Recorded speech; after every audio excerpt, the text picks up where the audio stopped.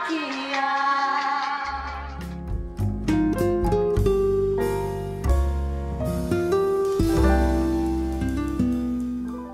Halo Sana, Nadia mohon maaf Bana. Nadia tahu, Nadia lama Bana rasuin buat video.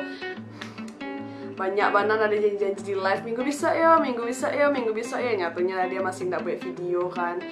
Nadia punya beberapa alasan, ya Nadia tahu alasan. Tapi iko ya Bana, yang pertama Nadia pindah ke Rajo sebelumnya dari Trans TV ke Askom. Dan itu perusahaan startup. Tuh Nadia di tim Nadia surang di situ. Jadi pas pulang ke Rajo tuh badalnya nggak panik doh, tapi pas lagi tiba di kosan tuh kayak paniang gitu kan, pusing gitu kan, surang Nadia di tim Nadia di HR yo kan.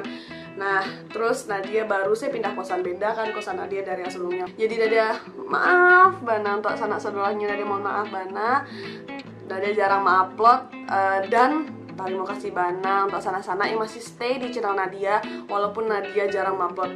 Nadia tahu, tapi Nadia terima kasih banyak Bana untuk kawan-kawan saudaranya yang lah subscribe Nadia atau berlangganan di channel Nadia. Terima kasih. Nah, di episode celoteh unik kali kok Nadia mau bahas satu hal yang sama sih kayak sebelumnya, ketek sananya, tapi ya kayaknya perlu untuk dibicarakan sih. Eits, jangan ke mahkamah. Tetap di channel Nadia ya Sana.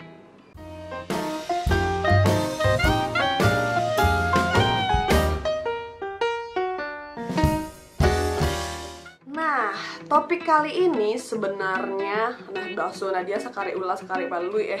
Topik yang akan kita bicarakan di Celoteh Unik episode 2 kok sananya lumayan hangat diperbincangkan beberapa minggu belakangan ini, yaitu branding wisata Sumatera Barat dengan Taste of Padang. Topik kali ini sebenarnya cukup hangat beberapa minggu belakangan ini.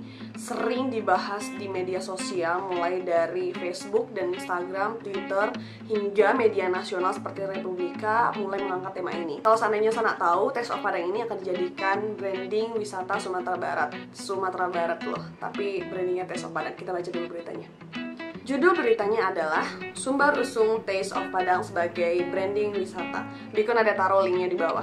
Yap, dari artikel berita ini kita bisa lihat bahwa pemerintah Sumatera Barat, pemerintah Provinsi Sumatera Barat mengangkat Taste of Padang sebagai branding wisata Sumatera Barat. Kalau seandainya sanak sadolahnya nanya ke Nadia, Nadia setuju atau enggak dengan branding wisata Taste of Padang?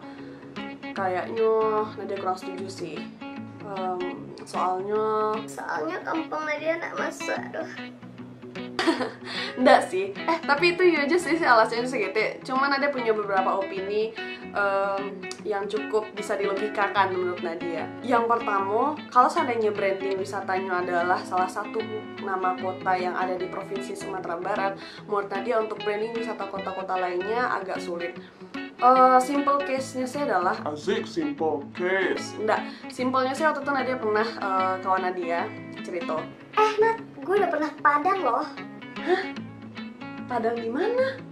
Iya, gue udah pernah ke Harau. Harau itu di Padang kan? What? No, itu salah satu contoh bahwa kurangnya branding kota-kota lain yang ada di Sumatera Barat. Sebenarnya kan Harau itu adanya di Payakumbuh. Jadi kalau seandainya menurut Nadia, kalau seandainya makin diangkat branding wisata Taste of Padang, makin susah mangke nama kota-kota lainnya. Ada lo contoh Cek waktu itu Nadia pernah kenalan sama kawan Nadia. Hai Nat, lo orang mana? Gue orang Bukit Tinggi. Oh ya, gue udah pernah ke Panorama loh. Bukit Tinggi itu di mananya Panorama ya? Yuk kan, kalau seandainya masih dilakukan branding dengan satu nama kota, menurut Nadia untuk branding kota-kota lainnya supuk agak bare gitu kan. Gak tau sih, menurut Nadia sih, untuk opini Nadia sih itu gitu.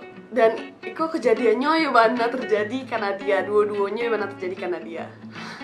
Kalau yang pertama tadi itu susah untuk branding kota-kota lain yang ada di Sumatera Barat. Yang kedua menurut Nadia, Taste of Padang lebih cocok untuk branding wisata dari kota Padang itu sendiri. Banyak kok wisata di kota Padang. Yang pertama Jembatan Siti Nurbaya, ada Pantai Yamani, Pantai Carolina, tuh banyak pantainya kan.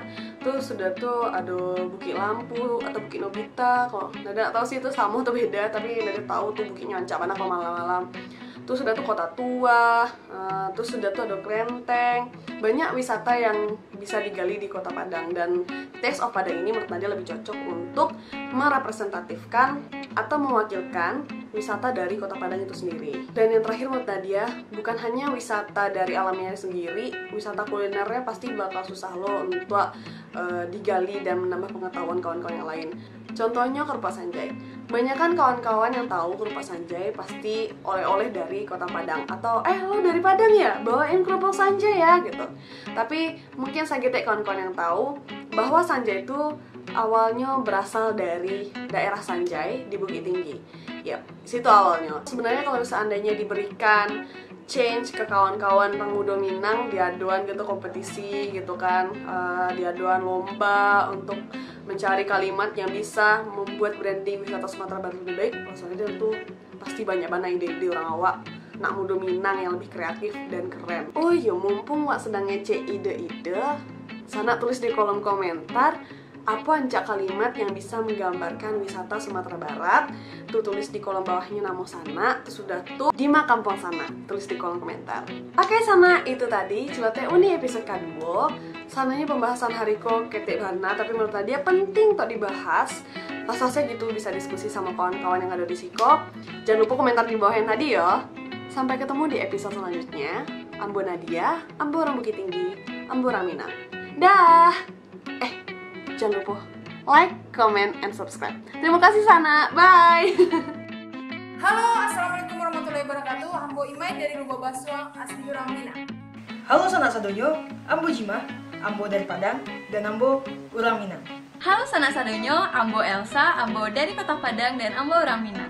Halo sanak sadonyo, Ambo Suci Putri Utami, Ambo Urang Padang, Ambo Urang Minang.